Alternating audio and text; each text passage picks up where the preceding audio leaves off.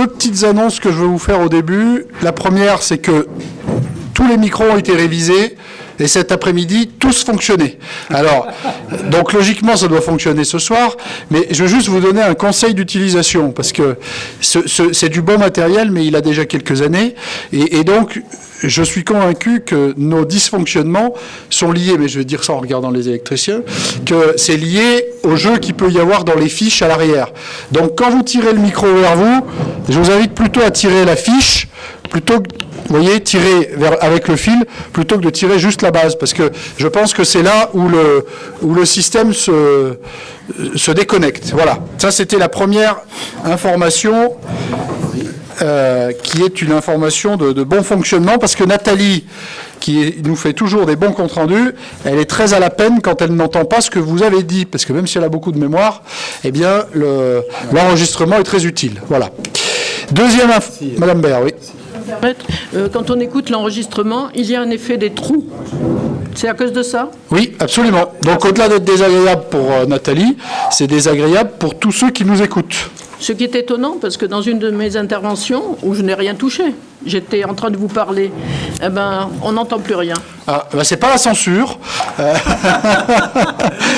Et ça n'arrive pas qu'à vous, parce que je peux vous dire que Aïcha Desmonaz a subi le même sort. Voilà. Deuxième information que je souhaitais vous donner, et je vous la donne tout de suite, mais vous y penserez en sortant tout à l'heure, c'est qu'il y a dans la salle des réceptions un nouveau tableau qui est arrivé. Et je vous invite vraiment à aller le voir, ce tableau, parce que c'est le portrait de Michel Guméry, qui a été le premier maire de Moutier. Donc nous sommes très heureux que ce tableau ait pu rejoindre la salle des réceptions. Michel Guméry a été maire de Moutier en 1792, donc ça nous renvoie il y a quelques années en arrière.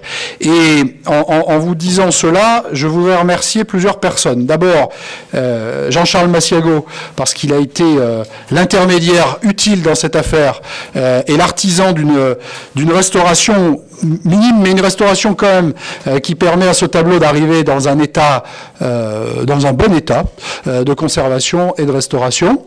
Remercier l'Académie de la Val d'Isère qui fait au fil de l'eau un travail important sur les aspects patrimoniaux dans notre commune, et l'Académie de la Val d'Isère a été l'articulation qui a permis de faire émerger ce tableau de Michel Guméry, et la mairie de Célier et son ancien maire Joël Diernaz qui a été l'articulation locale à Célier pour permettre que ce tableau rejoigne notre salle des réceptions. Voilà, donc il y avait un tableau qui avait rejoint les collections d'un musée, comme vous le savez, qui n'était pas notre propriété, et c'est donc à cet endroit-là que Michel Guméry, j'ai envie de dire, retrouve sa place dans notre mairie, même si la mairie telle qu'elle existe aujourd'hui, il ne l'a évidemment pas connue, puisque il y a 140 ans qui séparent le début du mandat de Guméry et la construction de la mairie, enfin à peu près,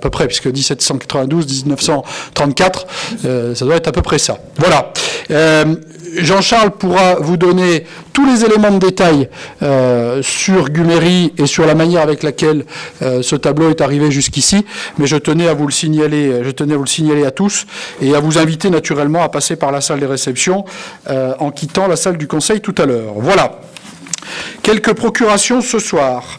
Véronique Bertin qui donne pouvoir à Stéphane Pavier-Germanoz, Floriane Capellaro qui donne pouvoir à Philippe Nivelle, Philippe Mosca qui a eu un décès dans sa famille qui donne pouvoir à Jean-Charles Massiago, René Chevalier qui donne pouvoir à Noir Kismoun, Damien de Ségly à Éric Laurent, Inès Souissy à Florence Carpetta, et Michel Mermin qui, comme toujours à cette époque de l'année, est en vacances, à Aïcha Desmonaz. S'agissant de nos secrétaires de séance pour ce soir, Bernard et Jackie. On en vient au PV de notre conseil municipal du 16 octobre dernier. Il y avait eu quelques bricoles qui ont été intégrées, je crois. Je ne pense pas qu'il reste d'aspérité pour cette fois. Bernard me le confirme, ce qui est heureux.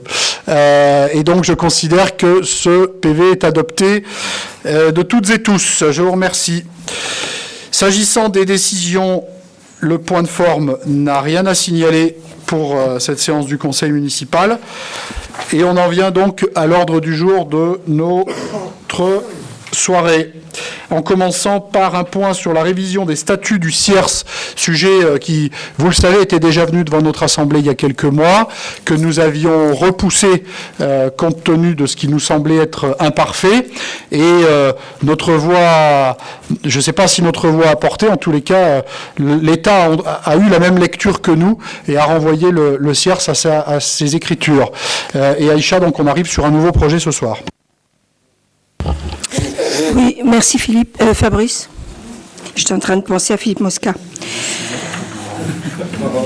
Je suis désolée, non mais je venais d'avoir Philippe Mosca, donc par rapport à son décès que le maire vient de vous dire, donc voilà. Je pense que vous avez tous pris connaissance du rapport qui est entre vos mains. Je ne vais pas vous citer les 14 visas qui sont dans le document et vous redire ce que dit en fait Fabrice. C'est que suite à une délibération qui a été faite par le CIERS, nous sommes, amenés aussi à délibérer à nouveau sur la nouvelle représentativité, étant donné qu'il y a eu fusion de nombreuses communes ces derniers temps. Donc il a fallu à nouveau revoir l'organisation, en tout cas le nombre de délégués des différentes communes. Ce soir, il doit être décidé d'approuver le retrait de la délibération du 8 janvier 2019 relative à la modification statutaire du fait de son irrégularité, ce que vient de dire Fabrice quand on a eu gain de cause, de fixer la liste des communes membres du CIERS de la manière suivante: Grand-Aigle-Blanche, Haute-Cour, La Léchère, les Avanchets-Valmorel, les Bellevilles, Moutier, Notre-Dame-du-Pré, Saint-Marcel, Salins-Fontaine, de modifier la représentativité des communes membres en fonction du critère objectif de la population en vue du renouvellement général prévu en 2020 et de modifier les statuts annexés à l'arrêté préfectoral du 31 mai 90. Donc, plus loin, il est dit qu'il est formé entre les communes du Grand-Aigle-Blanche, Haute-Cour, La Léchère, les Avanchets-Valmorel, les Bellevilles, Moutier, Notre-Dame-du-Pré, Saint-Marcel, Salins-Fontaine, un syndicat qui prend la dénomination syndicat intercommunal d'études et réalisations sanitaires et sociales. Alors l'article 5 des statuts du CIERS relatif à la composition du comité est modifié de la manière suivante. Donc vous avez le nombre de délégués qui vous est cité par commune qui siègent au CIERS. Donc vous avez la nouvelle composition.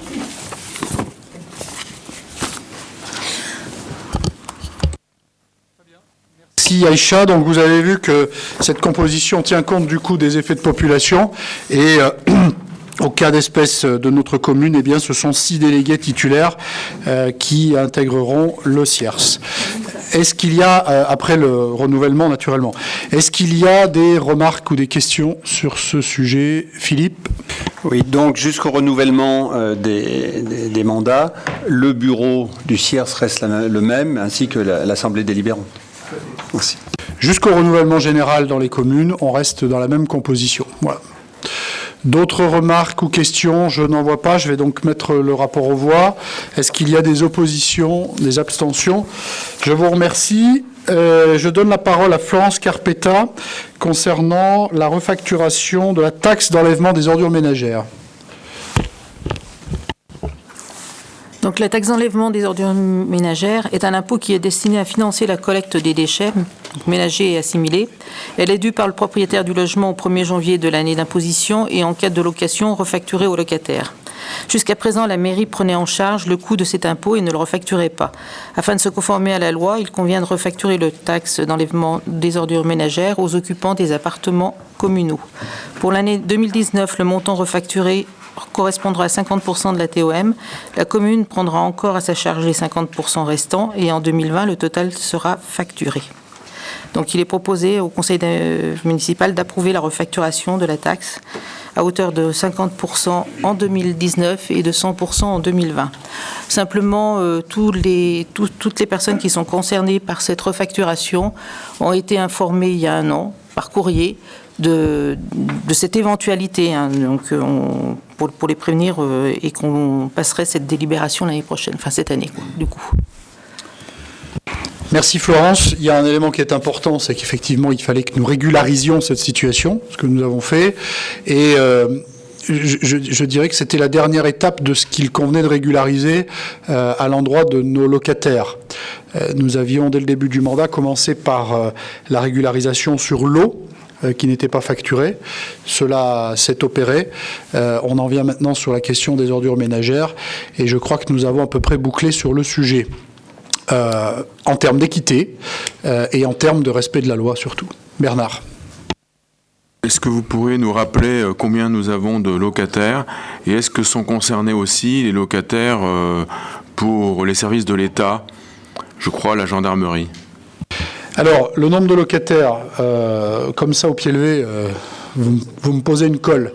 Mais je pourrais vous faire un état précis parce que on a un état à date, je dirais, de la manière avec laquelle on occupe nos biens pour les gérer en bon père de famille. Aujourd'hui, par contre, je peux vous dire qu'on en a 3 qui se libèrent parce que ça fait partie du suivi que je fais de manière régulière, mensuelle, et que l'on remet sur le marché avec une stratégie, je dirais, dans la recherche de nos locataires. Les écoles, on n'a plus d'obligation de logement sur les écoles, donc c'est prioritairement les agents de la collectivité, puis les agents de la communauté de communes, et on élargit ensuite aux organisations publiques installées sur la commune, établissements scolaires notamment, et finances publiques, voilà, et hôpital, bien sûr. L'autre question, Bernard, vous m'avez... La gendarmerie. Oui, voilà. Alors, en fait, c'est refacturé à ceux qui paient les loyers. Voilà.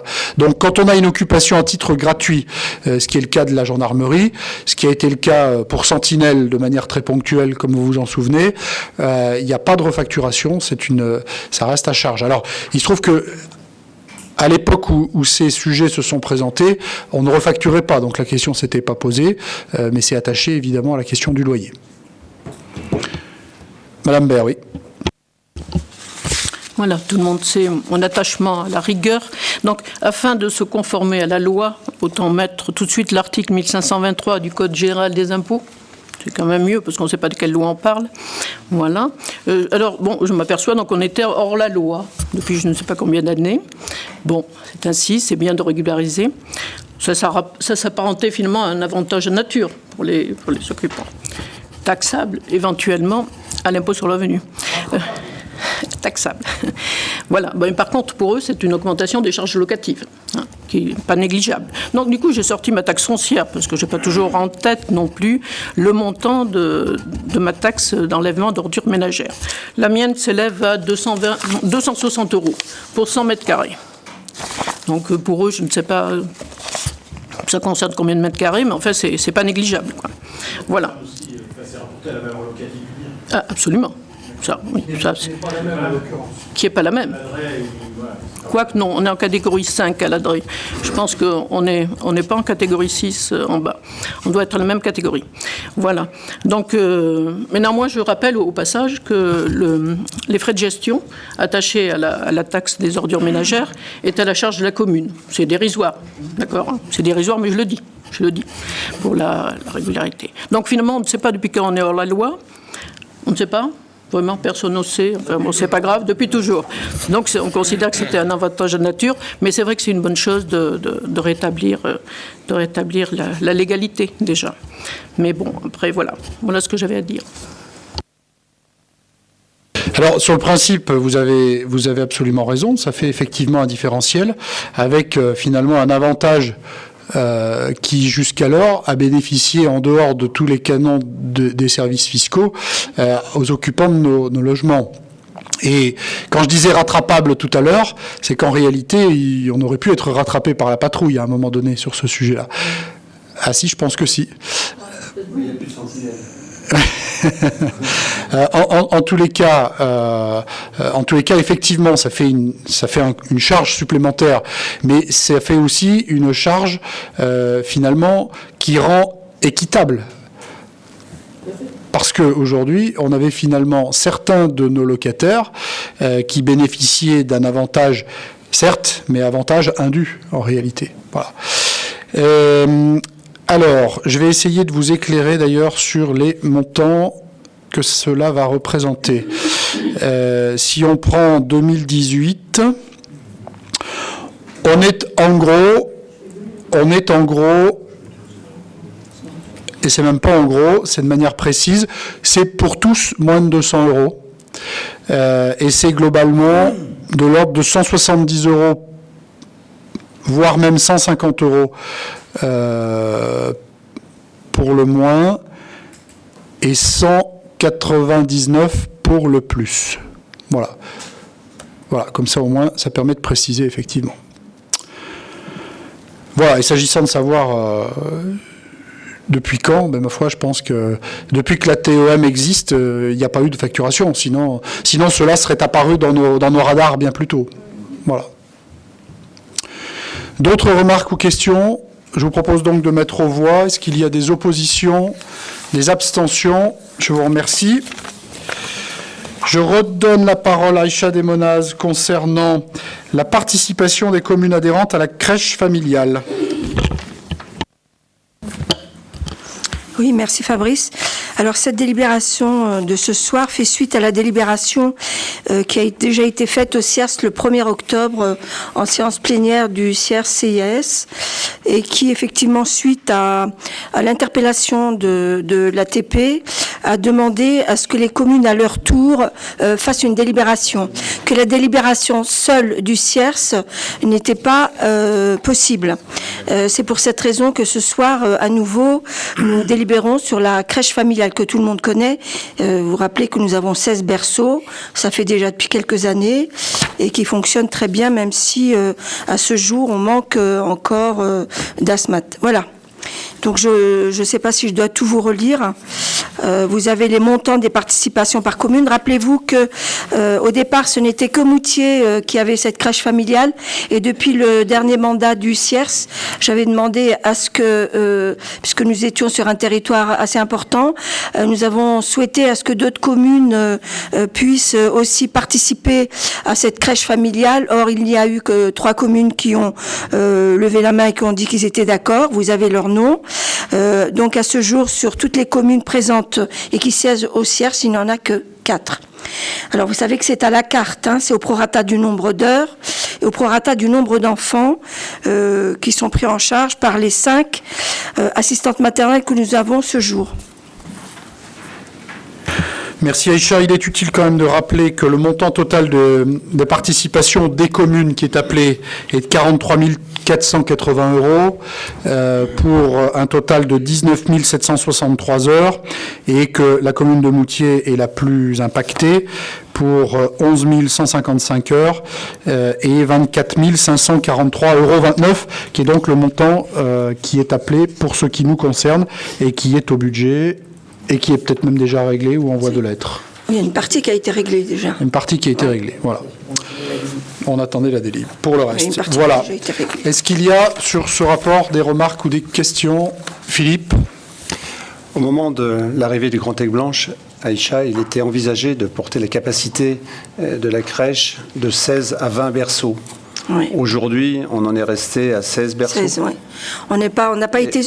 Pardon, je n'ai pas du tout éteint d'ailleurs mon micro, mais on n'a pas été du tout sur cette politique de 20, dans la mesure où par ailleurs on a quand même augmenté l'accueil, le multi-accueil, hein, qui est de 40 aujourd'hui. Hein.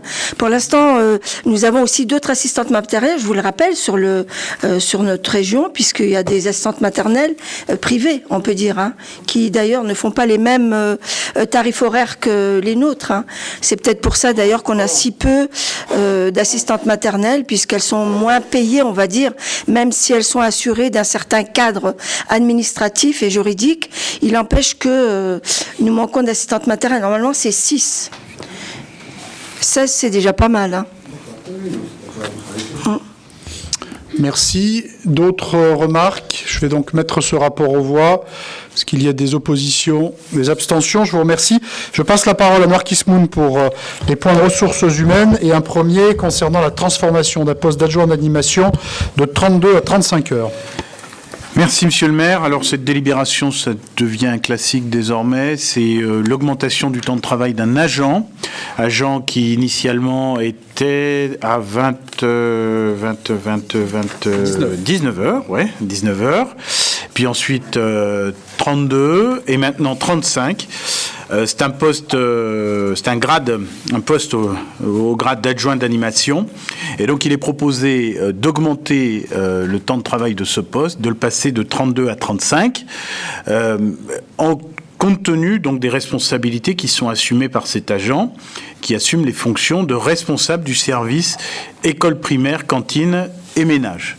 Donc, cette délibération a été examinée en comité technique et a reçu un avis favorable. Merci. Des précisions attendues sur ce rapport, Philippe? Oui, étant donné que c'est une promotion, une augmentation de temps d'un agent, est-ce qu'il est possible de savoir quel agent il s'agit? Si ce n'est pas possible de le dire en séance, on pourra l'échanger après. Parce que, bon. C'est Sarah. On enlève le micro. Et deuxième question, il y a un agent d'accueil ou d'animation, c'est pas de bonté, qui est parti sur une autre commune, c'est Sophie Ardouin. Est-ce qu'elle a été remplacée? Peut-être que c'est fait. Oui, absolument. On a procédé à son remplacement et la remplaçante était là à la rentrée. Voilà. Donc il n'y a pas eu de rupture de service.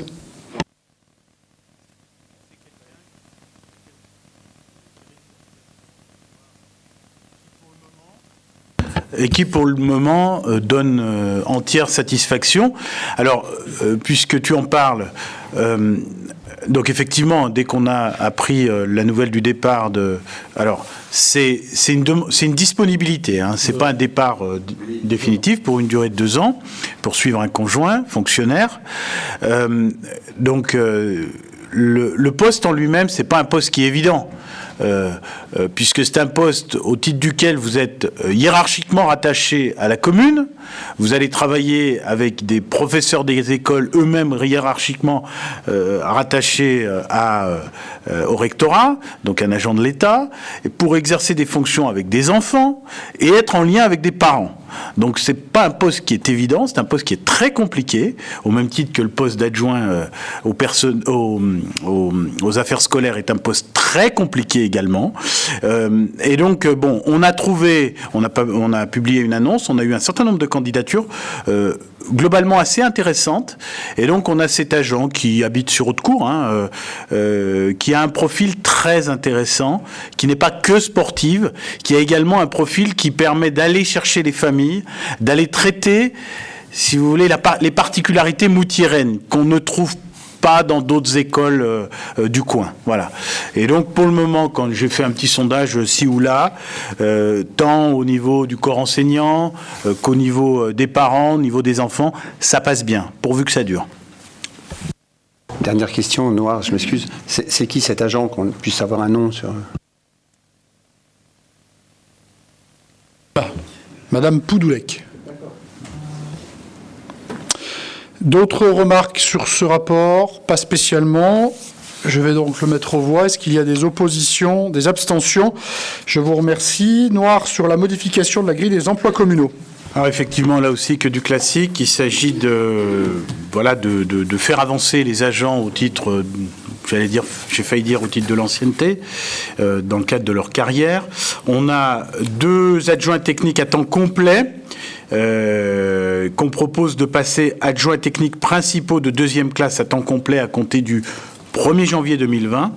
Et enfin, un poste d'adjoint administratif à temps complet pour le passer en adjoint administratif principal de 2e classe à temps complet. Toujours à compter du 1er janvier 2020. Là aussi que du classique. Et donc on va présenter ça au CAP. Merci. Est-ce qu'il est besoin de précision sur ce sujet qui est très technique? Pas spécialement. Je le mets donc aux voix. Est-ce qu'il y a des oppositions, des abstentions? Je vous remercie. RH toujours, avec une convention de partenariat avec nos voisins de Saint-Fontaine.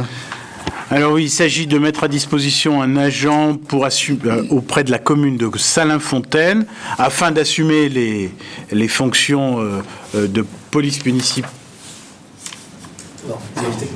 Service technique, ouais. On a déjà eu police municipale, déneigement et population. Et donc voilà, c'est une mise à disposition. Alors vous avez, oui, elle est derrière. la convention avec l'objet, avec la commune donc, de Salins-Fontaine, pour une durée de 6 mois, à compter du 14 octobre 2019 jusqu'au 13 avril, avec, là aussi, les conditions classiques de sortie et la situation administrative dans laquelle sont placés les agents. C'est de la mutualisation entre communes, voilà. Prospective. Très bien. Merci. Est-ce que vous souhaitez des précisions sur ce sujet? Ça s'est fait naturellement de manière concertée avec les agents. Philippe? Oui. Au niveau de l'article 7 concernant le remboursement, il y a certes les frais inhérents aux vacations horaires des agents.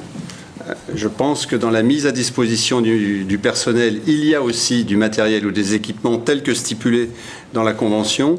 Et peut-être que dans les remboursements, il y aurait lieu d'ajouter les frais du matériel seront ceux conformes à la délibération du conseil municipal du temps. Parce que là, on ne fait pas du tout état de mise à disposition de véhicules et de matériel tels que précisé dans la Convention. Alors, à ma connaissance, je me tourne vers Dominique. Il n'y a pas de matériel qu'on utilise, puisque en réalité, cette convention, elle intervient à un moment donné où les agents, d'anciens agents de Salins-Fontaine ne sont pas là, et donc du coup on utilise le matériel de Salins-Fontaine. Voilà. Donc ça peut être simplement, je dirais, sur la mobilité entre nos ateliers et Salins, mais ça s'arrête là vraiment. Je pensais qu'il y avait la nacelle et du véhicule, du matériel technique mis à disposition.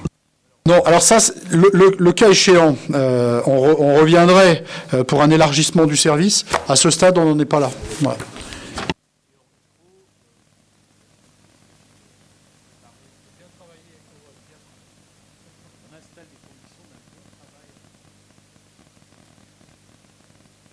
La commune de Salins-Fontaine s'engage, quant à elle, à mettre à la disposition du service toutes les informations, outils, véhicules. Voilà, donc Eric a trouvé l'alinéa qui va bien.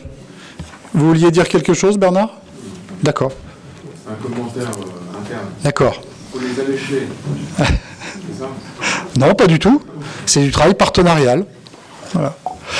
Bien, je mets donc ce rapport aux voix. Est-ce qu'il y a des oppositions, des abstentions? Je vous remercie. Dernière délibération. Il s'agit d'avenanter une convention déjà existante pour la prolonger d'1 an, convention qui est intervenue avec le Centre de gestion de la Savoie pour le traitement des dossiers retraite. Vous le savez, c'est une convention qui permet d'être actionnée lorsqu'un agent de la collectivité part à la retraite. C'est très, très, très bureaucratique. On s'appuie en tant que de besoin sur le Centre de gestion pour préparer en fait pour le coup, ou préinstruire, voilà, c'est le terme que je cherchais, les dossiers, et s'assurer qu'au moment où l'agent part, la pension est bien versée et qu'il n'y ait pas de rupture entre le moment du départ et le moment de la perception. Donc on propose dans cette convention de prolonger, dans cet avenant, numéro 2, de prolonger la convention d'une durée d'1 an. Donc avenant qui ne porte que sur la durée. Des remarques là-dessus, Bernard? Oui, depuis combien de temps, en fait, on a cette convention avec le centre de gestion pour le traitement des dossiers retraite? Ça n'a pas toujours existé, j'imagine. Il y a peut-être une époque où c'était traité en interne, je ne sais pas. Déjà là, ça fait 3 ans. La convention couvrait une période de 3 ans. Déjà là, ça fait 3 ans, et j'ai en mémoire qu'il y en avait. Enfin, ce type de convention était déjà traité par le passé dans les années 2000, parce que clairement, on a eu beaucoup de départs dans cette période, les baby boomers qui ont commencé à partir de ce moment-là, et beaucoup de technicité et beaucoup de problèmes. Donc du coup, le centre de gestion est venu en appui, comme dans d'autres domaines d'ailleurs. C'est l'occasion aussi de le rappeler, mais on a un CDG en Savoie qui est particulièrement actif sur bien des sujets, ce qui fait que des conventions avec eux, on en passe quand même très régulièrement. Voilà. Philippe, tu voulais intervenir? Oui. Nous avons voté ici une convention avec le centre de gestion, il y a quelques conseils avant, sur une durée de 3 ans concernant le conseil juridique au niveau du centre de gestion. Là, la convention qui nous est proposée avec le centre de gestion a une durée de 45 jours. Donc la prolongation, c'est d'aujourd'hui du 1er janvier, elle se termine le 31 décembre 2019. pourquoi des conventions avec le centre de gestion sont signées sont conclues sur une durée de 3 ans, et celle-ci, au mois de janvier, elle est plus valable, quoi. Donc je trouve que voter un 15 novembre une convention qui se termine le 31 décembre 2019, pourquoi pas la voter pour 3 ans? Moi, je partage ton avis, mais j'imagine que c'est ce que nous a proposé le centre de gestion. Voilà, alors, elle intervient en plus a posteriori, parce que les financements doivent être appelés sans doute bientôt. Ce que je veux dire, c'est que dans l'efficacité, dans la gestion des dossiers, des agents et tout, à chaque fois, on fait une délibération et on repart pour une convention d'1 an ou de 45 jours. Là. D'autres remarques sur ce rapport? On va donc le mettre aux voix. Est-ce qu'il y a des oppositions, des abstentions? Et Noir, qui pensait en avoir terminé, il lui reste en réalité un rapport concernant l'instauration d'indemnités d'astreinte de décision et le règlement des astreintes. Alors effectivement, là aussi, on prolonge un dispositif d'installation des astreintes. Astreinte, Dominique, tu me corriges, qui valent à la fois pour la commune et pour les services communs, également pour l'intercommunalité, les intercommunalités, j'allais dire, avec, monsieur le maire, tu viens de le préciser, avec plusieurs types d'astreintes, des astreintes d'exploitation et des astreintes de décision, avec une durée, vous le voyez dans le document qui est joint, c'est toute l'année, mais les agents, il y a un cycle, du lundi au lundi, week-end et jours fériés inclus. On a, pour les astreintes d'exploitation, des agents qu'on désigne et qui, eux, sont placés sous astreinte avec, certes, une indemnité, mais une obligation de répondre présent au moment où la sollicitation intervient. Pareil pour l'astreinte de décision, un responsable de bâtiment qui, lui, là aussi, est désigné. Une planification, là aussi, qui est organisée, un fonctionnement avec un déclenchement et le déroulement de l'astreinte. Puis ensuite, il y a toutes les conditions administratives. Comment est placé administrativement l'agent lorsqu'il est sous astreinte. Évidemment, il y a à l'article 4 une indemnisation avec, vous le voyez, un tableau qui récapitule là aussi des textes. On n'a pas inventé l'eau chaude, là aussi c'est l'application de textes nationaux. Voilà, puis une entrée en vigueur de l'astreinte qui a été présentée en comité technique. D'ailleurs, nos collègues représentants du personnel avaient relevé une erreur sur le tableau qu'on a corrigée. Voilà. Merci. Des remarques ou des questions sur ce sujet? Madame Baird. Oui, je m'interrogeais, est-ce que c'est sur la base du bénévolat, du volontariat? Comment ça se passe, l'astreinte? Oui et non, c'est-à-dire que tout le monde ne peut pas être placé sous astreinte, et celui qui est désigné peut difficilement refuser. Je m'explique. Lorsque vous acceptez de travailler dans une collectivité à certains postes, par exemple la responsabilité ou pas d'ailleurs, mais évidemment il peut arriver qu'il y ait des suggestions qui vous amènent à être placé en astreinte, et c'est compliqué de refuser. Par exemple, prenons le responsable du service technique, naturellement lui, par essence, il sait qu'en acceptant ce poste, il sera placé sous astreinte. Bon, ça c'est du point de vue de, entre guillemets, l'obligation. Et puis ensuite, il y a des agents qui voudraient être placés sous astreinte et qui, ça ne matche pas, quoi. Voilà. Il peut y avoir un certain nombre de problèmes qu'on rencontre avec ces agents, avec certaines addictions, par exemple, ou la difficulté de travailler seul. Donc voilà. C'est un échange permanent qui fait qu'un agent est ou pas placé sous astreinte. Voilà. Je vous en prie. Oui, est-ce que vous pouvez nous résumer la différence par rapport au régime antérieur? Qu'est-ce qui ça change par rapport à ce qu'on connaissait jusqu'à présent? Ce qui change surtout, c'est l'astreinte de décision. Qui n'existait pas. Qui se faisait de manière spontanée, mais non réglementée. Autrement dit, ça veut dire que les cadres concernés n'avaient pas de rémunération, mais de fait, ils acceptaient l'astreinte. Ou est-ce que leur rémunération prévoyait qu'ils aient cette servitude? Alors Dominique va pouvoir nous préciser les choses, mais en tous les cas, il n'y avait pas une astreinte au sens où on la conçoit de principe de dire qu'on est sous astreinte. Il y avait une rémunération après avoir été déclenchée, mais pas d'astreinte pour être déclenchée, ce qui fait la différence. Voilà, le maire a bien résumé. C'est-à-dire qu'un agent, quand il est sous astreinte, il a une indemnité qui doit être versée à ce titre-là. Indemnité, j'allais dire, forfaitaire. Et puis, ce qui existait auparavant, c'est lorsqu'on déclenchait, de facto, il avait 6 heures, par exemple, il était et qu'il avait sous astreinte et qu'il avait travaillé 6 heures sous astreinte, il était rémunéré ces 6 heures. Aujourd'hui, il y a les deux.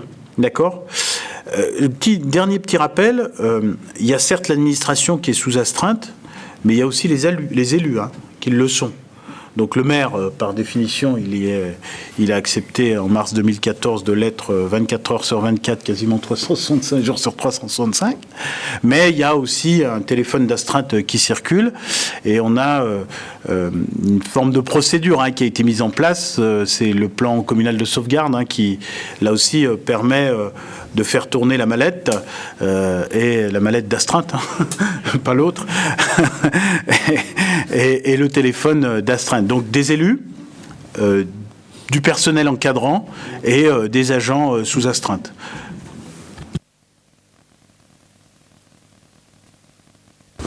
Oui. Jusqu'à présent, que ce soit donc, je cite un Perrier, Dalia, ils avaient bien une astreinte. Oui, mais qui était dans le cycle des astreintes, c'est-à-dire que quand eux étaient d'astreinte, il n'y avait pas d'agent opérationnel. Et ils étaient eux-mêmes agents opérationnels. Et la différence d'aujourd'hui, c'est qu'il y a toujours l'agent opérationnel, mais il y a aussi l'astreinte de décision. Parce que la difficulté, sinon, c'est qu'on s'est confronté à quelques situations où l'agent d'astreinte n'était pas en capacité, en compétence, de pouvoir prendre les décisions qui s'imposaient face à des situations données.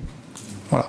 Alors, tout ça est à remettre aussi en perspective de la manière avec laquelle on organise les astreintes aujourd'hui, de manière mutualisée avec la communauté de communes. Donc tout ça aussi a permis à la fois une optimisation de la manière avec laquelle on dépense l'astreinte, mais de la manière aussi avec laquelle on fait tourner les agents, et enfin des compétences qu'on mobilise pour les astreintes, puisque on va du gymnase à l'école des arts en passant par la mairie, et pas nos réseaux, mais c'est les seules choses qui soient sorties des réseaux. Voilà. Bernard. Est-ce que j'imagine que vous avez chiffré ce que ça va avoir comme incidence, le montant à verser en astreinte de décision, puisqu'en fait, auparavant, elle n'existait pas, si j'ai bien compris. Parce que jusqu'à présent, il y avait essentiellement des astreintes de techniques, de techniciens de terrain. Et là, maintenant, vous avez une astreinte de décision qui va venir donc, compléter des rémunérations d'encadrement, du personnel d'encadrement. Alors, on est sur un global qui doit être de l'ordre de 4 000 € et qui sera partagé avec la communauté de communes. Au total. 4 000 globalement, avec une répartition entre les deux collectivités. Si je prends l'astreinte de décision, 121 € par astreinte, par 52 semaines, ça fait déjà 6 000 €. Les agents étaient déjà payés avant. Ah, c'est le plus. C'est le plus.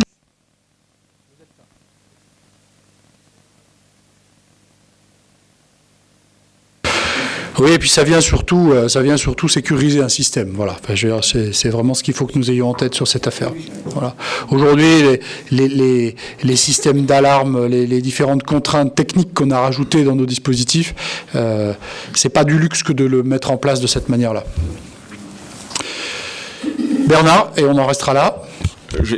Concernant le montant, parce que l'astreinte technique, elle est quand même qu'on appelle astreinte d'exploitation dans le tableau, elle est rémunérée à un niveau supérieur à l'astreinte d'encadrement ou de décision, ce qui me paraît effectivement logique, parce que ça se traduit par une intervention physique sur le terrain, alors que l'astreinte de décision, j'imagine qu'elle peut se faire à distance. Alors selon les sujets. Oui, selon les sujets. Mais donc, je vois par exemple, je m'interroge pourquoi l'astreinte de nuit entre le lundi et le samedi est inférieure à 10 heures et de 8,60 € dans le cas d'exploitation et de 10 € dans le cadre de l'encadrement. Habituellement, dans les autres lignes du tableau, l'astreinte d'exploitation est plus élevée, mais là, pour cette ligne-là, elle est plus faible. Je me demande pourquoi. Parce qu'en fait, ça veut dire en gros comment la grille est établie. Parce qu'en fait, l'astreinte de décision qui a moins de contraintes matérielles à suivre que l'astreinte d'exploitation, ça me paraît logique qu'elle soit moins rémunérée. Alors, je vais demander à Dominique de me confirmer que le tableau est un copier-coller de ce que la réglementation nous impose, quoi. Voilà. C'est une indemnité du catalogue des indemnités, quoi. Enfin, je ne sais pas comment on appelle ça d'ailleurs, mais des possibilités d'indemnité qui existent dans les collectivités. Donc, on a repris, vous me le confirmez, Dominique, on a repris les chiffres qui nous sont dictés. Voilà. Philippe ? Juste pour compléter le paragraphe 3.4, remplacement de l'agent d'astreinte.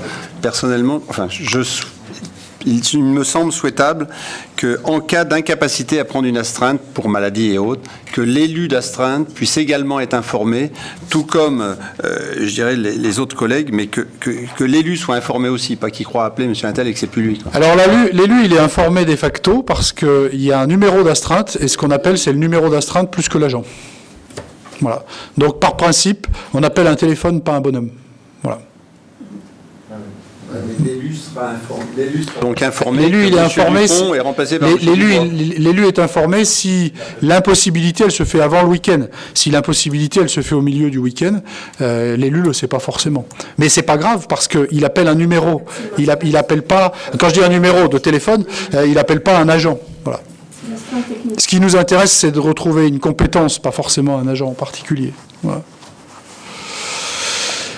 Bon, je pense qu'on peut donc délibérer. Est-ce qu'il y a des oppositions, des abstentions? Je vous remercie. On en vient à la délibération numéro 9, qui est une délibération de principe sur la cession à la société Alpadistrie de la dernière partie publique de l'ancienne rue des Bouleaux. Alors Nathalie, on va descendre un peu. Là, voilà. Donc, pour refaire un peu d'histoire, d'histoire récente quand même, hein. En 2013, le conseil municipal d'alors a fait le choix à délibérer pour vendre à Alpadistrie cette partie de voirie. Dans le cadre d'un projet aujourd'hui d'extension de cet établissement, qui a par ailleurs fait l'acquisition de cette partie et de cette partie, l'établissement va ici s'agrandir sur la partie de voirie. Et il manque donc ici une partie de domaine public pour que l'extension puisse se faire. Alors, plusieurs étapes à ce stade. La première, qui nous réunit ce soir, qui est une délibération de principe, visant à acter que le conseil municipal décide de vendre, ce qui permet du coup d'avoir un acte de principe et que cet acte de principe permette le dépôt du dossier.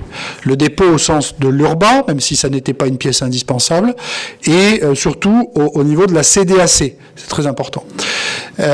Ensuite, la délibération de ce soir, elle vise aussi à acter de la mise en route de la démarche de déclassement et de réquisition du service des domaines pour que nous puissions délibérer ensuite sur la valeur de cession de ce bien. Voilà. Alors, sachant qu'on a une référence quand même qui date de 2013, où on était de mémoire à 140 € du mètre carré sur la partie principale, la partie ici. Voilà. Donc, on devrait sans doute être sensiblement dans des tarifs correspondants, mais ça, on ne veut pas préjuger de l'estimation de France Domaine. À ce stade, on est vraiment sur une question de principe qui appelle notre Assemblée. Stéphane. Vous pourriez nous préciser la surface?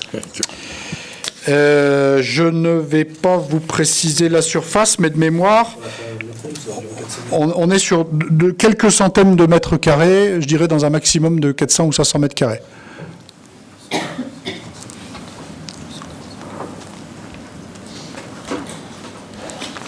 D'autres remarques ou questions? Madame Baird, oui. Juste du formalisme. On ne parle plus de domaine, hein. Je le dis J'ai quand dit même. France Domaine.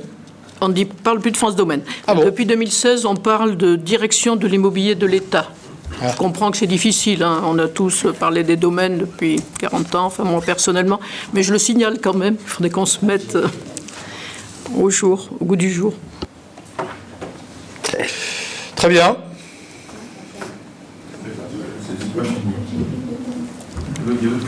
Oui, Stéphane, je vous écoute, oui.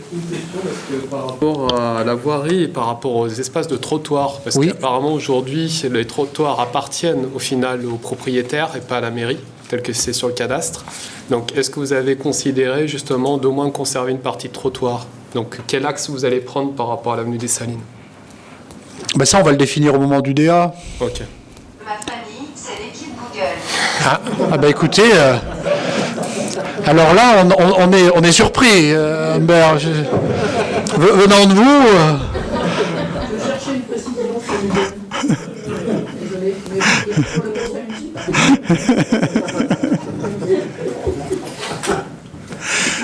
le Bernard, oui. Il faudrait rappeler pourquoi la voirie a été cédée qu'à partir de l'alignement du bâtiment d'en face. Il faudrait rappeler pour quelles raisons. Je pense que M. Nivelle pourrait le faire et voir si les raisons pour lesquelles justement la voirie n'a pas été cédée sur ce segment-là sont levées ou pas et voir s'il ne peut pas y avoir des problèmes futurs pour les accès à ces bâtiments. Mais pourquoi vous voudriez qu'il y ait des problèmes d'accès aux bâtiments? C'est le même propriétaire? C'est le même propriétaire, mais c'est pas forcément le même exploitant. C'est pas forcément le même exploitant. C'est le même exploitant? Ben oui. Bon. Oui. Philippe, oui. Je peux prendre la parole? Donc, la cession s'est limitée à cet endroit-là, puisqu'il y avait deux autres exploitants qui aujourd'hui n'y sont plus, à savoir les établissements Gastini ainsi que Twinner, qui n'avaient rien à voir avec le groupe Carrefour ou Promodes. Et le conseil municipal avait décidé, pour permettre l'accès au parking, au stationnement de Carrefour et de Twinner et de Gastini, de ne pas céder cette partie-là. Aujourd'hui, je peux confirmer que l'ensemble du ténement foncier, à part cette partie de voirie en grise ici, appartient au même et unique propriétaire. S'il n'y a pas d'autres remarques, je vous propose de mettre le rapport aux voix. Donc je rappelle qu'on est d'abord sur une question de principe et de lancement de la procédure, qui doit permettre le dépôt du dossier qui sera vu donc en commission d'urbanisme tout prochainement et qui viendra dans la programmation de la CDAC. Est-ce qu'il y a des oppositions, des abstentions? Je vous remercie. On reste... je dirais sur un sujet qui est du même ordre, puisqu'il s'agit d'un échange de parcelles entre notre commune et la société Timoca dans le cadre du projet de création d'une station-service pour le supermarché Casino qui est à La Chaudanne. Alors là aussi, on doit avoir un plan normalement teinté, ce qui doit permettre d'y comprendre quelque chose. Voilà, c'est parfait.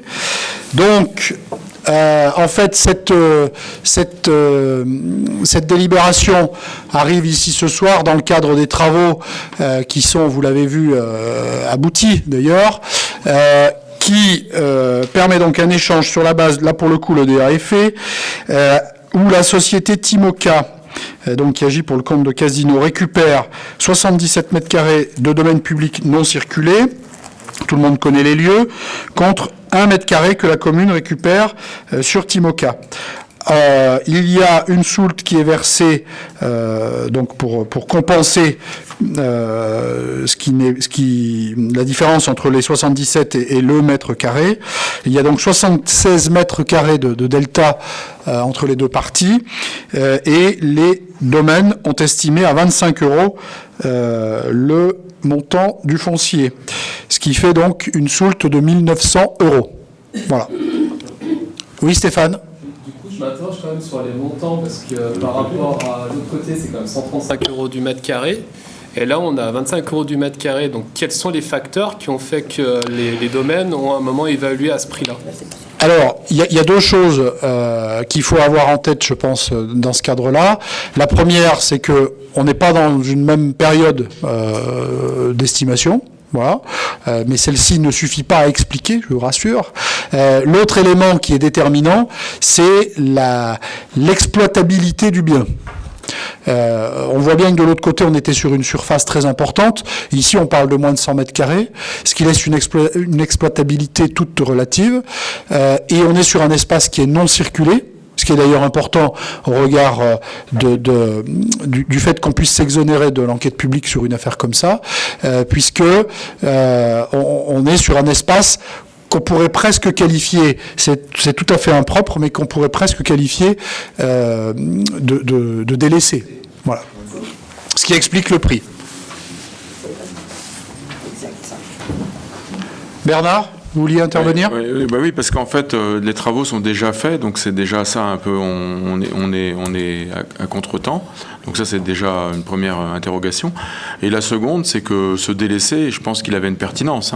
C'est qu'en fait, c'est un arrondi du virage qui avait été prévu certainement par les aménageurs de l'époque pour permettre d'avoir une faisabilité d'aménagement d'un carrefour ultérieurement.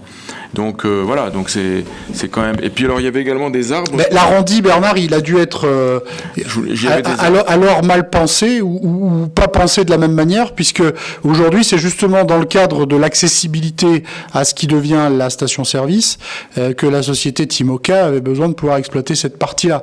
Donc je pense pas qu'on ait de problème d'accessibilité, ou en tous les cas le logiciel avec lequel on appréhende aujourd'hui cette question n'est plus tout à fait le même. Voilà. Philippe. Vous aviez peut-être pas terminé, Bernard, je vous ai coupé. Juste dire, c'était simplement par rapport à des aménagements du futur. La commune ne pourra plus, savoir qu'en cédant cela, donc ce que vous appelez un délaissé, la commune ne pourra plus dans le futur réaménager ce carrefour, puisqu'elle aura cédé le terrain qui permettait d'éventuels aménagements futurs. Ça aurait pu être aussi, il y a aussi la question des espaces verts, puisque là, je pense qu'on réduit à nouveau encore les espaces verts sur la commune. Oui, enfin, sur le principe, on est dans une réflexion, vous le savez, qui est de végétalisation autour de cet axe de l'avenue des 16e Jeux Olympiques, qui aujourd'hui est un ruban mal fichu sur lequel on roule trop vite et sur lequel on pourrait sans doute apporter une touche végétale. Ça fait partie d'une des discussions qu'on avait eues. Après, sur la question de réaménagement, vous avez raison. Mais vous avez raison, je dirais de manière plus globale. À chaque fois qu'une collectivité cède une partie, elle se prive du droit de l'utiliser ensuite. Mais ça vaut sur toutes les cessions qu'on concède sur notre territoire. Vous n'avez pas répondu à ma question, c'est pourquoi on nous met devant le fait accompli ? On ne vous met pas devant le fait accompli. Si, les travaux sont déjà bien engagés. Le sujet, il a été évoqué quand on a passé le dossier en urbain. En conseil municipal, on n'a jamais délibéré sur cette cession de terrain. Oui, je suis d'accord. En urbain, on n'a pas regardé non plus cet aspect du foncier plus précisément que ça. Ça en faisait partie. Après, c'est vrai que c'est la première fois que le sujet vient au conseil municipal, je suis d'accord. Donc le conseil municipal, en quelque sorte, il est mis devant le fait accompli, puisque les travaux sont déjà presque finalisés. Si vous voulez, il est devant le fait accompli, oui, si vous voulez. Philippe ? Oui. Lors de l'installation du centre de secours principal, CSP, centre de secours principal, pardon, il n'y avait pas d'acteur économique sur la Chaudanne. Il n'y avait pas à l'époque Timoca ou ses prédécesseurs. Et le rayon de giration du carrefour a été calculé de façon à ce que la grande échelle des pompiers puisse passer sans aucun problème. Et on pensait que c'était le véhicule le plus difficile à manœuvrer. Et le tracé s'est fait au moment du centre de secours au regard du passage de la grande échelle. Mais par contre, le centre de secours a été associé sur ce redécoupage. Donc effectivement, on réactualise. Pour ça, je dis que le logiciel d'alors n'est sans doute plus celui d'aujourd'hui. Voilà. Ce que je voulais préciser, c'est que la grande échelle, qui est un véhicule, c'est pas une Twingo quand même, passe et ça ne pose pas de problème, il ne monte pas sur le trottoir. Tout à fait. Alors, plutôt qu'une cession du foncier dur et ferme, est-ce qu'on ne pourrait pas imaginer une autre formule qui laisse quand même les possibilités ultérieures de la commune de rebondir s'il y avait besoin ? C'est-à-dire qu'on pourrait imaginer une mise à disposition du terrain sous des formes de conventionnelles qui ne soient pas une cession totale de la propriété, de la nue propriété. J'ai tendance à vous répondre par la négative pour 2 raisons. La première raison, c'est qu'on doit avoir un appui structurel qui est positionné sur cette bande de terrain, de mémoire. La deuxième raison, c'est qu'on créerait une distorsion d'approche puisque sur l'autre dossier qu'on vient de passer, on est sur une session sèche, qui d'ailleurs a été inspirée par la session sèche qui a été faite en 2013, parce que c'était pas notre idée au départ. On voulait être sur quelque chose de plus limité. Mais comme l'opération de 2013 s'est faite par une session sèche, nous l'avons concédé aussi en session sèche, et je trouve qu'il serait ça serait qualifiable d'une distorsion que de vendre à un supermarché et de traiter d'une manière différenciée pour l'autre. Non mais excusez-moi, la distorsion, je la vois pas du tout, puisque en fait, il s'agit pas des mêmes accès. Le dossier précédent, c'est un accès à un domaine privé. Oui. De fait, là, c'est un peu pareil. Ben non, parce que là, c'est une route d'accès. Le carrefour en question, c'est un accès à la partie supérieure de la Chaudane. Non mais Bernard, je peux pas être d'accord avec ce que vous dites. En 2013.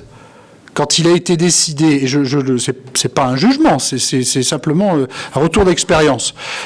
En 2013, la manière d'aller sur une session sèche, on a supprimé une route. Alors, vous n'allez pas me parler d'un bas-côté, là. En 2013, on a supprimé une route avec la session sèche.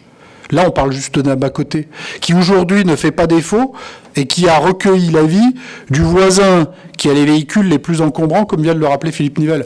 Enfin, moi, je ne vois pas ce qui nous empêche dans cette affaire. Philippe. Ce que je veux dire, c'est que sur ce tellement foncier sur lequel est prévu de s'installer à proximité un dépôt ou une session d'hydrocarbures, c'est que en cas de non-cession, de location ou de bail emphytéotique, le propriétaire du fonds et du tréfonds reste responsable de la reconversion des terres en cas de contamination par des hydrocarbures. Et je crois que, compte tenu de la petite taille de ce tènement foncier et de l'exploitation qui va être faite dessus, c'est aussi bien que ce soit le propriétaire qui l'exploite et qui en assume la responsabilité, à mon avis. On n'a pas d'argument particulier qui plaiderait pour qu'on ne cède pas, au regard de tout ce qui a été dit.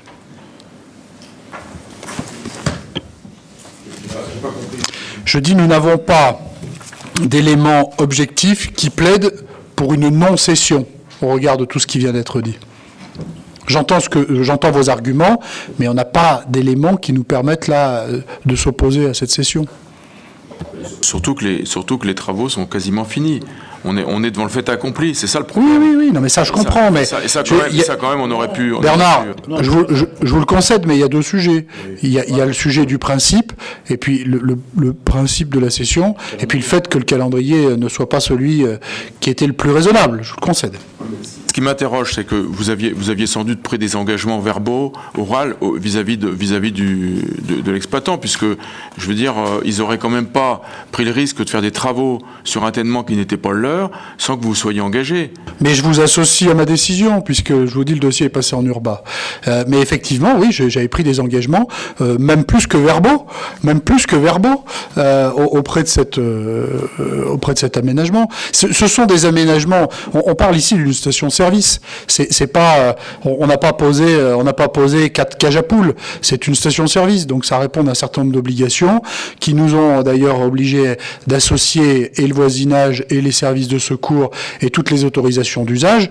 Donc, je veux dire, effectivement, le truc s'est pas fait à la légère. Et oui, nous avons concédé par anticipation le fait que ça puisse se faire et que ça viendrait au conseil municipal. C'est venu avec un calendrier qui n'est pas le même que celui des travaux, et là-dessus, je peux pas vous dire le contraire, je vous le concède bien volontiers, mais ne mélangeons pas tout. Je veux dire, il y a la question du principe, et puis il y a le fait que les travaux soient déjà réalisés. Ce sont 2 choses différentes. Je vais donc mettre ce rapport aux voix. Est-ce qu'il y a des oppositions ? Des abstentions, j'en vois 3, et je vous remercie. On en vient sur un point de police et de sécurité, et je donne la parole à Philippe Soublin.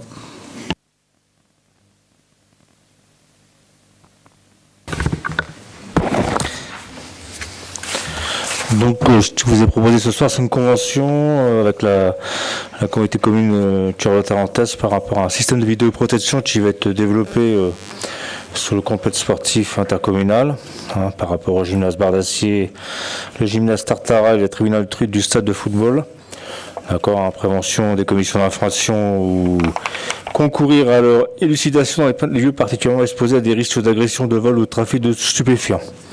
Donc vous avez dans le projet de délibération le nombre de caméras 639 et 514 caméras situées aux alentours des 2 établissements et des tribunes du stade de football. Donc, comme la ville de Moutier a déjà un réseau de caméras par rapport à la commune, il est proposé de mutualiser tout ça et de pouvoir arriver, que les images puissent arriver directement au niveau de l'APM de chez nous et puis voilà. Très bien, merci Philippe.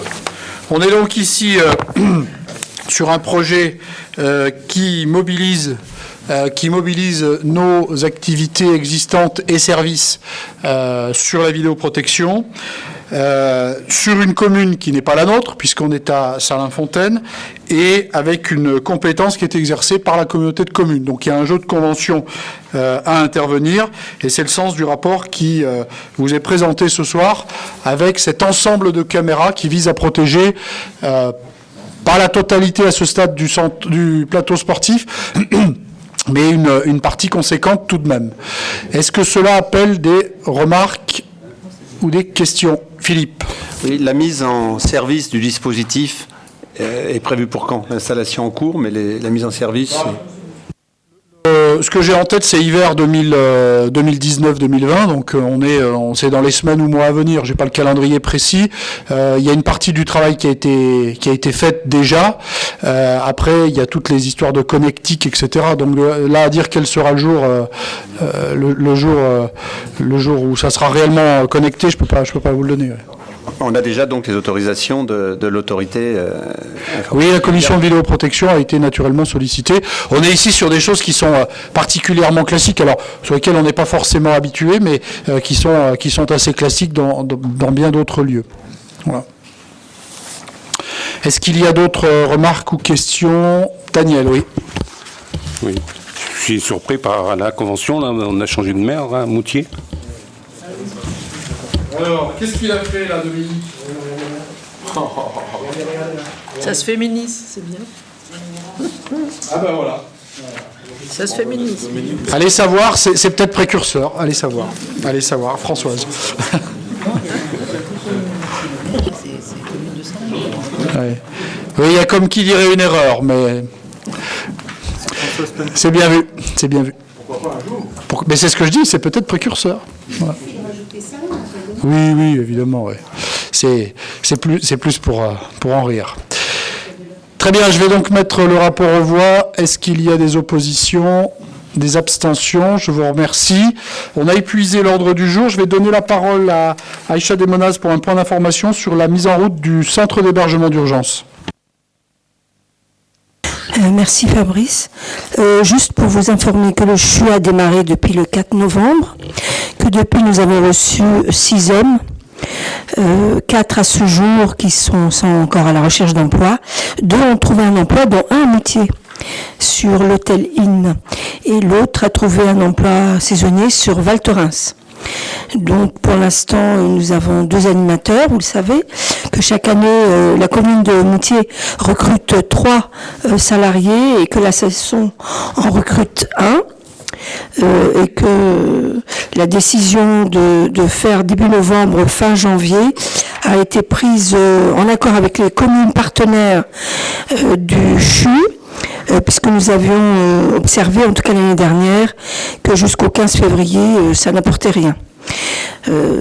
Cependant, on observe encore une fois que le démarrage n'apporte aussi en termes de chiffres que peu de personnes.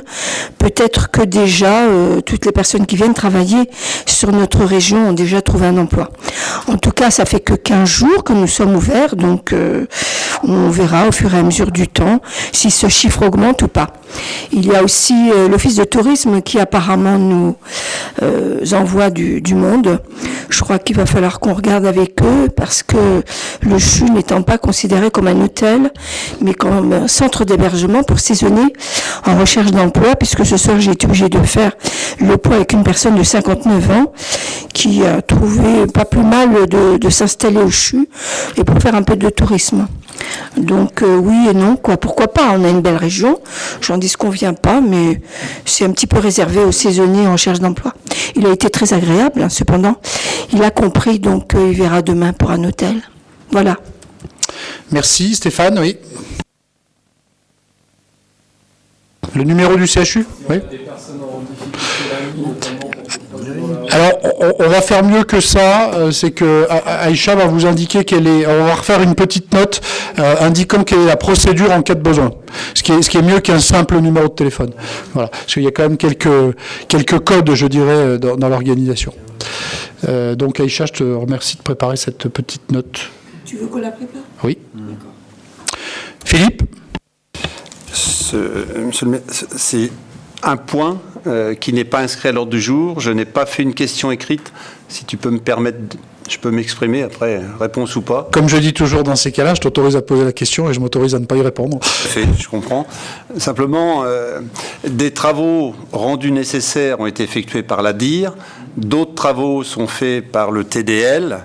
Ce que je veux dire, enfin je transmets l'avis d'acteurs économiques, d'acteurs scolaires également, c'est que ces travaux indispensables, certes il faut les faire, mais je crois que l'intensité du trafic peut-être à peine des coûts supplémentaires pour les prestataires, mais il serait peut-être nécessaire de demander d'allonger les journées de travail. Je voyais hier sur la DIR, par exemple, à 16h20 hier, ils ont quitté le chantier sur la Trémie, et je peux dire, et je pense que je ne suis pas le seul à l'avoir écouté, mais des acteurs économiques, ça dure, et sont fortement pénalisés. Certes, il y a un coût supplémentaire si on double les équipes au niveau de la DIR ou du TDL, mais je crois que le tissu économique local en souffre.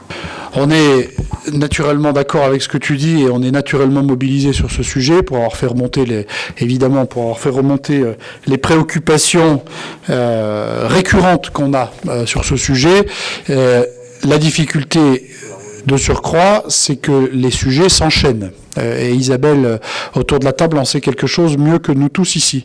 Les difficultés s'enchaînent et certaines étaient prévisibles. Je pense aux travaux dans le tunnel sur lesquels il y a des questions d'organisation, sur lesquelles on doit pouvoir normalement, je pense, peut-être prévoir même du travail de nuit. Ça se fait malheureusement pas assez souvent. Et par contre, on est aussi un peu victime, je dirais, des éléments naturels. Là, je prends ici référence à ce qui s'est passé à Saint-Nain-les-Thermes. Et quand on est en face, d'ailleurs, on voit qu'il y a encore beaucoup de mouvements à attendre sur cette partie du massif. Donc ça, par contre, on le prévoit un peu moins. Et on est obligé de faire à cette période de l'année avec les entreprises qu'on trouve, parce que et donc avec leurs contraintes du moment. On sait combien tout le monde est mobilisé à cette période de l'année. Mais la remarque qui est la tienne, je pense qu'on peut la faire nôtre, et sois assuré qu'on a évidemment remonté ça dès le premier jour, parce qu'on est aussi les victimes de cette affaire, et on mesure combien chacun peut l'être à son niveau, quelle que soit son activité. Il y avait un point d'information que je souhaitais vous donner également. En référence aux travaux de notre Assemblée, le 19 juin dernier, nous avions décidé, malgré 5 abstentions, de s'engager dans un protocole transactionnel visant à conclure sur la dalle de la Chaudane. Et je voulais vous dire que les choses ont bien fonctionné, et nous avons donc reçu les 12 500 euros qui étaient définis dans ce protocole transactionnel, ce qui met un terme à la relation financière que nous avions dans ce compromis. L'affaire aura donc duré 6 ans. Voilà. Oui, Bernard. Du coup, puisque vous parlez de la date de la Chandane, vous pouvez peut-être enchaîner pour nous tenir informés de où en est le dossier, puisqu'en fait, on avait, je crois, délibéré à l'unanimité sur ce sujet, et c'était un sujet qui était très urgent à l'époque. Donc, où en est-on ? Alors c'est effectivement un sujet sur lequel on a fait délibérer, je dirais, dans une procédure plutôt urgente, effectivement, à l'été 2018, sur lequel on a bien avancé. Alors il y a eu des événements qui ont fait que ce dossier a pris plusieurs mois de retard, comme chacun le sait autour de la table, des événements dramatiques. Malgré cela, le dossier est reparti. Il est même plutôt bien reparti. Nous avons vu l'architecte qui a travaillé sur la faisabilité pour les porteurs de projets il y a de cela 15 jours. On l'a vu avec un des porteurs. J'ai revu un autre des porteurs dans la foulée. Le projet évolue un peu, mais on reste évidemment sur la dynamique qui avait été définie et sur l'exploitation des surfaces et des volumes tels qu'ils avaient été définis. L'architecte des bâtiments de France a été sollicité pour qu'on intègre d'ores et déjà les éléments de contrainte d'urbanisme sur le sujet. Et les éléments financiers ont été aussi triturés, je dirais, avec le comptable qui accompagne les porteurs de projets. Je garde l'espoir qu'on soit en capacité de signer un compromis dans un délai court. On a levé les sujets de difficultés par rapport au risque et par rapport au partage de volume entre les espaces privés et les espaces publics. C'était une des difficultés de ce dossier. On a levé donc les contraintes d'Urba. On a confirmé la faisabilité. On a rédigé le compromis qui est en navette entre les conseils des acquéreurs et les nôtres. Donc voilà, les éléments sont réunis pour que ça avance bien. Effectivement, ça a pris plus de temps, mais je préfère un dossier comme celui-là qu'on prenne plus de temps pour s'engager au moment où les choses sont proprement définies et à peu près fermes dans la manière avec laquelle elles se réalisent. Ce qui nous évitera d'avoir à traiter des dossiers de contentieux et de protocoles transactionnels pendant plusieurs années. Voilà. Voilà ce que je peux vous en dire à ce stade. Donc, prochaine étape, signature du compromis et concomitamment, possiblement concomitamment, le dépôt du permis de construire. Voilà. Et l'achat de la passerelle, il a été réglé aussi entre-temps, ça vous le savez, puisqu'on a délibéré sur cette affaire. Alors il reste quelques détails, parce que la SNCF s'était trompée dans ses volumes, enfin bref. Il reste quelques détails qui font que l'acte définitif sur la passerelle n'est pas signé, mais parce qu'il y a quelques chiffres qui se promènent, qui vont nous obliger de revenir, sans doute en décembre, sur le dossier pour modifier la délibération initiale que nous avions prise. Mais enfin voilà, ça veut dire que tout ce qui s'articule autour de ce quartier est occupé de se mettre en bon ordre. Voilà. Daniel, oui, j'avais l'impression que tu avais envie de dire quelque chose. Oui. Vas-y. Oui. Par rapport à l'escalier de la Chaudane, il y a un projet de démolition, là ? Oui, qui a été que nous avons évoqué en conseil privé, conseil privé, c'est un bien grand mot, à la réunion qu'on a faite, à laquelle vous étiez tous invités. C'est pour ça que je l'appelle comme ça. Donc on a évoqué PPBE et piste cyclo, et donc je l'ai évoqué en fin de réunion. Effectivement, sur cet escalier qui va être déconstruit. En tous les cas, c'est ce qu'on a proposé aux propriétaires du terrain. On en est arrivé à cette conclusion parce qu'aujourd'hui, il y a des possibilités d'accès sur la partie haute sans cet accès, de la même manière qu'il y a l'ascenseur aujourd'hui, qu'il y a un escalier qui doit arriver aussi avec le projet de la dalle de la Chaudane. Et de le laisser déconstruire par les propriétaires, ça nous évite d'emporter le coût qui n'est pas neutre. Le déplacement de l'escalier n'était pas possible dans la configuration du foncier telle qu'elle existe à la Chaudane, puisque le découpage s'est fait de telle manière que le seul endroit où la commune est propriétaire pour déplacer l'escalier, ça se trouve devant les fenêtres de Casino. Donc évidemment, ce qu'on peut concevoir, Casino n'a pas envie qu'on déplace l'escalier devant leurs fenêtres, et ce qui fait qu'après, le seul endroit où on pouvait le déplacer, nous repousser, nous latéraliser vraiment par rapport à la situation actuelle, et ça veut dire qu'on se retrouve là où il y a déjà des accès existants. Donc c'est la voie qui nous a semblé la moins improbable, et qui a reçu, lorsqu'on a fait cette proposition information après la réunion que je citais tout à l'heure, où les trois groupes étaient présents ou représentés, et ça n'a appelé aucune remarque. Donc c'est donc ce que nous avons validé. Voilà. Oui. Une DUP n'aurait pas été possible pour regarder l'escalier? Sans doute très difficile dans ce contexte-là, au regard des possibilités d'accès qui existent par ailleurs, et du découpage du foncier qui s'est fait avec la force publique à un moment donné. Je dis volontairement la force publique et pas la commune, mais en tous les cas, le découpage qui s'est fait à un moment donné avec une adhésion de la force publique. Donc, je pense qu'une DUP se plaidait très mal sur un sujet comme celui-là.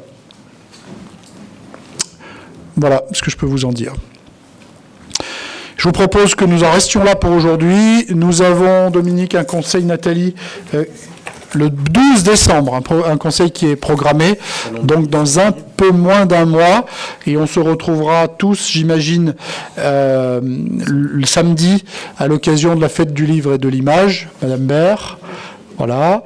Je voulais vous dire aussi que Madame Martinet a reçu les fleurs que nous lui avons envoyées et qu'elle nous remercie chaleureusement d'avoir partagé à distance ce moment avec nous pour son centenaire. Voilà. Marché de Noël, Fred, le 29 novembre, avec lancement des illuminations à 18h ici devant la mairie et lancement du marché de Noël dans le prolongement, ouverture du marché de Noël. Voilà, je vous souhaite une bonne soirée, puisqu'il reste un bout de soirée ce soir. Merci.